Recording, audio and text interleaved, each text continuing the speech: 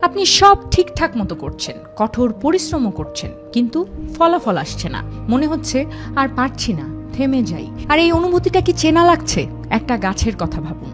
বীজ মাটিতে পুঁততে হয় প্রথমে, তারপর প্রতিদিন তাকে পানি দিতে হয়, রোদ লাগাতে হয়, যত্ন নিতে হয়। কিন্তু এসব কিছুর পরেও প্রথম সপ্তাহে কিছুই দেখা যায় না, দ্বিতীয় সপ্তাহেও না, মাটির উপরে কোনো চিহ্ন নেই। তাহলে কি গাছ হচ্ছে না? হচ্ছে।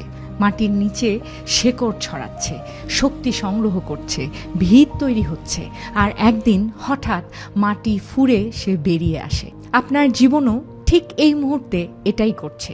আপনি হয়তো ফলাফল দেখতে পাচ্ছেন না, কিন্তু ভেতরে ভেতরে কিছু একটা তৈরি হচ্ছে। মনে রাখবেন, আপনার পরিশ্রম নষ্ট হচ্ছে না, আপনার চেষ্টা মাটিতে মিশে যাচ্ছে না, সব জমা হচ্ছে, সব কাজ করছে, শুধু সময় লাগছে।